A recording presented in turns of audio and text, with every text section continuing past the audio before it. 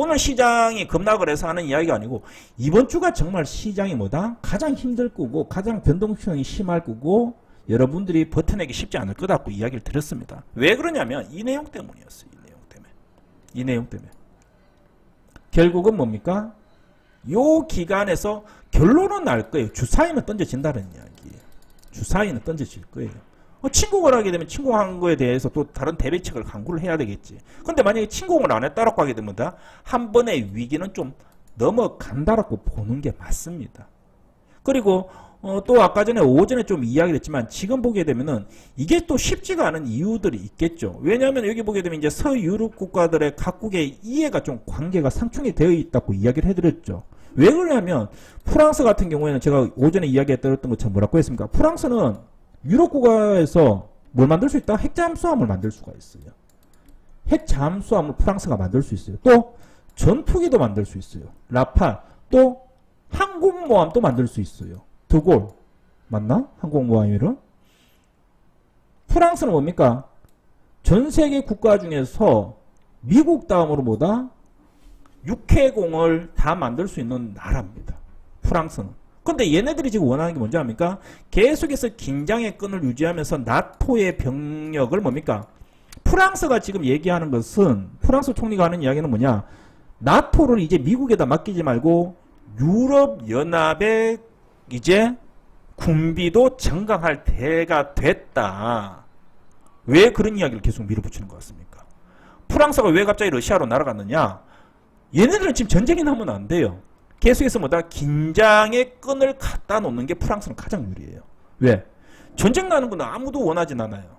얘네 입장에서는 계속해서 이렇게 뭡니까? 힘의 대결이 일어나야지 뭡니까? 그러면서 뭡니까? 나토를 뭡니까? 나토의 자생력을 키우자라고 계속 주장하고 있거든. 그래야지 지네들이 핵잠수함도 만들고 비행기도 만들고 잠수함도 만들고 이런 이제 느낌들을 가지고 있는 거고. 그죠? 첫 번째 프랑스는. 두 번째는 뭡니까? 이 왼쪽에 보게 되면 뭡니까? 영국이 있어요. 그죠? 영국 아저씨가 이렇게 있어요. 우산 들고 그죠? 그럼 영국은 뭡니까? 영국은 EU에서 탈퇴를 했죠. 브렉시트 때문에. 브렉시트에서 이탈을 했습니다. 그러면서 뭡니까? 영국의 존재감이 전 세계 시장에서 이제 확 떨어져 버렸어요.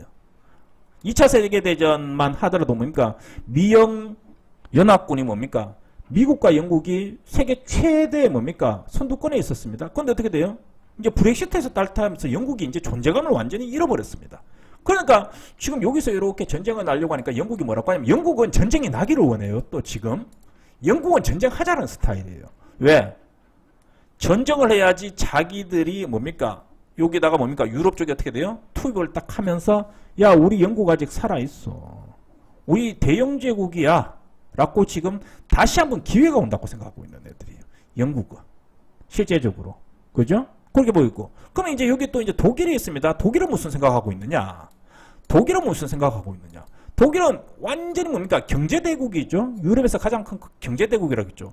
얘네들은 지금 예전하고 상황이 바뀌었어요. 예전에는 1차 대전, 2차 대전이 일어났을 때는 뭡니까? 독일은 이제 군사적인 또는 뭐 전체적으로 뭐 전제주의적인 느낌이 강했다고 하면 지금 완전히 경제적으로 바뀌어버렸습니다. 그러니까 얘네들은 뭡니까? 지금 돈밖에 생각 안 해요. 근데 얘네들이 뭡니까? 지금 러시아하고 중간에 뭡니까? 가스관 깔아놨죠. 가스관. 그리고 뭡니까? 또 하나 더 깔고 있죠. 그러다 보니까 독일 입장에서는 또 이 이야기가 지금 다른 거예요. 그리고 뭐다? 제가 오전에 얘기했잖아요. 독일의 슈레더 총리, 전 총리가 뭐다? 이 가스관은 국영기업 러시아와 독일의 이 가스관이 뭡니까? 회장이에요. 회장. 그러니까 슈레더 총리 입장에서는 뭡니까? 이 전쟁은 죽으라고 막으려고 하는 거지. 그러니까 지금 미국과 영국과 프랑스와 독일의 입장이 전부 다 다른 거예요. 그래서 제가 보기에는 그렇다라고 하게 되면 뭐다? 아직까지는 이게 전면전으로 확대되기는 좀 힘들지 않느냐? 제 개인적인 생각으로는. 그러니까 우리가 물론 이 전쟁 전문가도 아니고 안보 전문가도 아니지만은 뭐다? 나름대로 이제 해석은 할 필요는 있다고 판단하는 거지. 그리고 늘 이야기 드렸지만 제가 해석하면 진짜로 TV에 나오는 애들도 제 방송 보고 또 뺏겨갑니다. 왜냐면 해석의 차이가 좀 달라요. 그래서 제가 판단할 때는 뭐냐면 전면전까지는 좀 힘들다. 그렇다고 하게 되면은 이번 주가 가장 힘든 시간이고 이번 주가 좀 지나게 되면은 또 뭡니까? 지금 미국과 러시아가 한 채 양보도 없이 뭡니까? 양쪽에서 완전히 한 채 양보도 없이 긴장감이 거의 끝까지 올라왔다는 이야기는 뭐냐면 마지막 좀 수싸움을 할 수 있는 도리어 실마리가 좀 풀릴 수도 있지 않겠냐고 보고 있습니다. 왜? 한국도 보게 되면 남북 이렇게 전쟁 또는 남북이 이렇게 대치되어 있죠. 근데 우리가 예전에 문재인 정부 시절에 2016년도에 보게 되면 남북과 북한이 뭡니까? 항상 그게 끝이 서로 야 이거는 누가 봐도 파토 났다라고 딱 생각했는데 어떻게 됩니까? 그 다음날 갑자기 합의 이렇게 뜨죠. 뭐냐? 이게 전부 다 비즈니스적인 문제가 있기 때문이에요.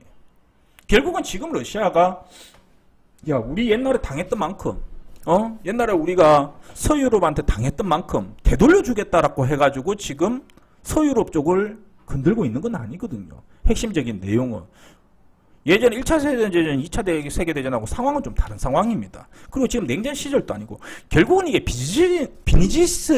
비즈니스적인 문제들이 지금 섞여 있기 때문이에요. 결국은 뭡니까? 속된 말로 우크라이나가 나토에 가입만 안 한다고 하게 되면 이 문제는 해결된 문제입니다. 근데 이게 왜 복잡하느냐? 왜 이게 이렇게 복잡해지고 있느냐? 각국의 뭡니까? 예전만큼 쉽지 않은 세상이 됐기 때문이에요. 모든 나라들이 뭡니까? 생각하는 바가 다 다르다 보니까 어떻게 됩니까? 좀 더 자기한테 맞는 구미를 하다 보니까 이거 풀리지가 않는 거예요. 쉽게 얘기하면 뭐다? 전면전도 쉽지 않다는 겁니다.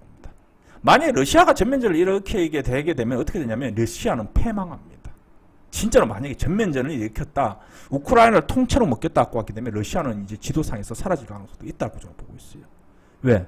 못 버팁니다. 만약에 그렇게 되게 되면 나토도 지금은 이렇게 이해상충을 하겠지만 만약에 우크라이나를 다 먹겠다고 하게 되버리면 나토도 가만히 있지는 않을 거예요. 미국 자체도 마찬가지고요. 왜냐하면 러시아가 만약에 우크라이나를 다 먹는다라고 하게 되면 그 옆에 있는 몰도바, 루마니아, 슬로바키아, 헝가리까지 다 넘어갑니다. 다 넘어가게 되면 바로 어떻게 된다? 바로 예전 진짜 3차 세계대전이 되기 때문에 그렇게까지는 확전은 쉽지는 않다고 개인적으로 생각을 하고 있다는 거죠. 그래서 결론은 뭐냐? 결론은 그러면 우리가 이제 그냥 막연하게 이게 전쟁이 일어날까요? 안 일어날까요? 라고 질문을 하게 되면 해답이 없잖아. 계속해서 스트레스를 받는 거잖아. 근데 나름대로 이런 고민들을 좀 하게 되면 어떻게 된다? 고민들을 하게 되면 어느 정도 그래도 그림은 좀 나온다라는 거죠. 그림이 좀 나온다라는 것은 뭡니까? 우리가 조금 인내를 할 수 있는 뭡니까? 마음을 좀 진정할 수 있는 내용들이 좀 있다라는 거죠. 그래서 공부해야 되는 거예요. 그래서 공부해야 되는 거예요. 지정학적 리스크가 지금 발목을 좀 잡고 있고 금리 인상에 대한 내용은 다 반영이 됐습니다. 그리고 3월에 1차 금리 인상은 0.5% 정도 예상을 하고 있어요. 그러니까 결국은 뭐냐면 결국은 이 문제들이 금리 인상이 촉발되는 문제들이 왜냐면 결국은 얘가 뭡니까? 공급망의 재개가 안 되기 때문에 인플레이션이 발생을 한 거거든. 그죠? 인플레이션이 발생하는 거거든. 그럼 인플레이션이 나쁜 거냐? 아니거든. 근데 인플레이션이 스태그플레이션으로 넘어갈까봐 걱정되기 때문에 지금 선제적으로 공략을 하는 거거든. 인플레이션은 뭐예요? 사람들이 돈을 잘 벌다 보니까 계속해서 물가와 재화가 자꾸 올라가는 거죠. 근데 지금 뭐예요? 지금은 공급망이 안 풀리고 물건도 안 팔리는데 뭡니까? 계속해서 물가만 올라가고 있는 거지. 사람들은 뭡니까? 여전히 장사 못하고 자영업자들도 다 힘들어 죽겠는데 물가는 계속 올라가니까 이게 어떻게 된다? 인플레이션이 스택으로 풀리느냐? 스택으로 풀린다라고 하게 되면 어떻게 된다? 나중에 이 다음 어떻게 됩니까? 폭망이 돼버리거든, 시장이. 그러니까 스택으로 못 넘어가게 하기 위해서 지금 이걸 잡는 거거든요. 결국 이게 공급망 제기인데 그러면 여기서 내가 여러분들한테 질문을 한번 해볼게. 말을 엄청 빨리 했네요. 시간이 없어가지고. 공급망이 재개가 돼요, 안 돼요?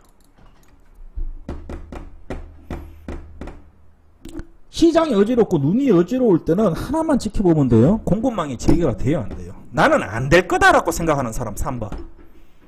나는 죽어도 공급망이 재개가 안 될 거다라고 생각하는 사람 3번. 쳐보세요. 강퇴시켜야지. 정답은 내가 정해놨잖아. 공급망이 재개될 거라고 생각하죠. 다 그렇게 생각하잖아. 근데 단지 뭐가 문제다? 시기의 문제인 거예요. 시기의 문제. 이게 3월 달에 재개가 되느냐, 6월 달에 재개가 되느냐, 7월 달에 재개되느냐, 아니면 9월 달에 재개가 되느냐. 공급망이 재개가 될 텐데 결국은 뭐다? 시기가 관건이고 시기적인 문제일 뿐인 거예요. 결국은 재개가 된다라는 거예요. 그러면 시기적인 문제일 뿐이고 만약에 이 공급망이 재개가 된다고 하게 되면 거기에 따라서 인플레이션은 다운이 될 거고 인플레이션이 다운된다고 하게 되면 금리 인상에 대한 내용들도 수그러들게 되겠죠. 왜냐하면 전부 다 순차적으로 연결되어 있는 거니까. 그런데 지금 시장에서 무슨 이야기가 나왔다? 프리패스에 대한 시동을 각국이 다 걸고 있죠. 다 포기했습니다. 미국 같은 경우는 어떻게 합니까? 야, 마스크 다 벗어. 유럽은 다 포기해.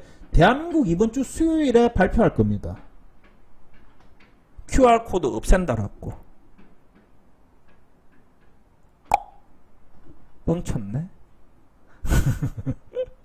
수요일을 없앨까 목요일 없앨까. 이번 주에 QR코드 없애고 프리패스로 대한민국도 풀 가능성이 농후하죠. 지금 이번 주에요. 이번 주에 프리패스가 만약에 풀리고 그다음에 시간 제한도 없앨 거라고 판단됩니다. 그럼 어떻게 되겠어요? 지금 공급망이 제기가 안 되는 것은 부품이 부족한 것은 왜 그러냐? 인력난의 문제 때문이에요. 우리나라 식당에 조선족들 또는 우리나라의 제외 외국인들 전부 다 각국으로 늘어갔어. 미국이 왜 공급망이 제기가 안 되고 있어요? 왜 항구에 배들이 왜 저쪽에 항구에 못 내리고 있어요? 사람이 없어서 그래요. 다 돌아가 버렸거든. 왜냐? 선진국들은요 인력이 부족해가지고 어떻게 한다? 제3국에서 대부분 인력을 데리고 옵니다. 근데 어떻게 됐다? 코로나 때문에 전부 다 자기 나라 다 돌아가 버린 거야. 결국은 지금 인력난이 풀려야지 공급망이 재개가 되고 재개가 풀려야지 어떻게 돼? 인플레이션이 다운되고 인플레이션이 다운돼야지 금리 인상도 수그러들게 되는 구간이거든. 근데 뭐다? 이제는 뭡니까? 오미크론의 정상, 물론 뭐 미각도 없어지고 후각도 없어지고 그죠? 코피도 나고 하는 사람들도 있긴 합니다만 전반적으로 뭡니까? 전반적으로 강도 자체는 뭡니까? 오미크론의 강도는 약하다는 건 이미 이제 확인이 됐어요. 누군가는 뭡니까? 콧물 찔찔 나오고 끝나는 사람들도 있고 물론 워낙 확진자 수가 5만 명 매일 5만에서 6만 명 나오고 10일이면 50만 명이다 보니까 그중에 중증 환자들도 있지만 어쨌든 통계적으로 보게 되면 뭐다? 상당히 경과는 미미하다라는 이야기죠. 그러다 보니까 결국은 프리패스를 이제는 풀 수밖에 없다. 결국은 뭡니까? 독감처럼 갈 수밖에 없다라는 흐름으로 간다라는 이야기죠. 이런 내용들까지 체크를 해야 되는 거예요. 그러면 우리 입장에서 어디에 주목을 해야 되느냐? 이거는 우리가 잡을 수 있는 구간이 아니에요. 내가 분석을 하고 해가지고 내가 어제 뭐 푸틴한테 전화도 하기는 했습니다만은 야 그만해라 피곤하다. 그죠? 바이든한테도 양보하라고 내가 어제 전화는 했습니다만은 우리가 건들 수 있는 부분들이 아니에요. 우리가 집중을 해야 되는 부분들은 아래쪽 부분들이에요. 다시 한번 이야기했지만 이 부분들이에요.